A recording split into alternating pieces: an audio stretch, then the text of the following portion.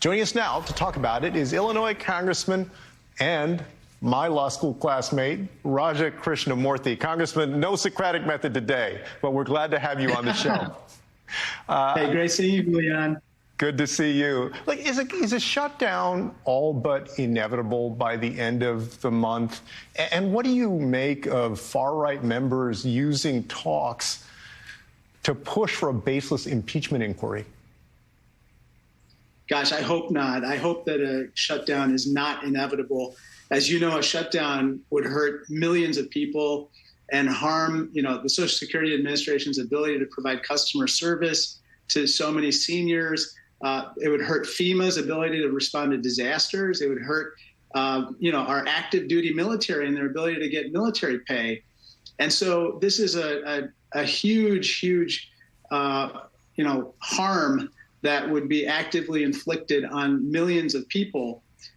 With regard to, demanding an impeachment inquiry for a vote to continue to fund the government, that's a loser as well. I think the last poll I saw showed that 60% of Americans don't want an impeachment inquiry. And I'm on the House Oversight Committee. I have not seen one shred of evidence that would implicate the president in any wrongdoing whatsoever, let alone high crimes and misdemeanors. And as Ken Buck, my colleague, said, this is just impeachment theater. It's complete fiction, Julian.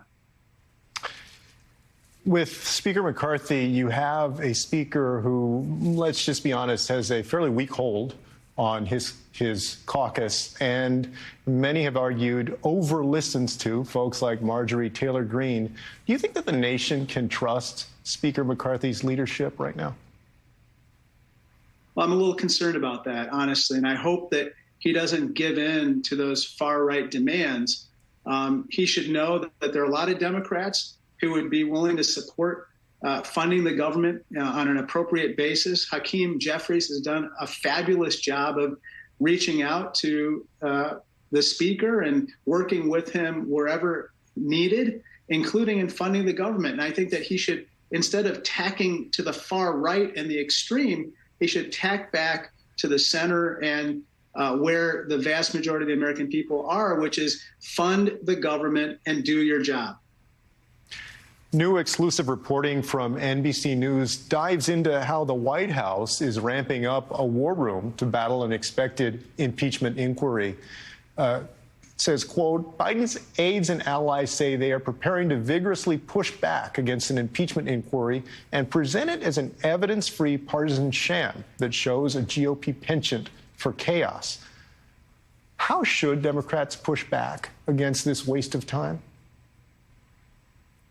Well, I think that folks who are on the committees of jurisdiction, such as the Oversight Committee, we've seen the quote-unquote evidence being presented by folks on the other side, and we have to continue to make it clear that there's no evidence of high crimes and misdemeanors. I haven't even seen evidence of a parking ticket by President Biden, and that any attempt to go down this road of an impeachment inquiry would highly polarize an already polarized committee and Congress. I sit as the ranking member of the Special Select Committee on the Chinese Communist Party, and I got to tell you, Julian, this is exactly the type of nonsense that the CCP would love to see happen in our Congress. It would be evidence of further dysfunction and chaos, which we sorely don't need right now at a time when we're competing against the CCP around the world economically and militarily.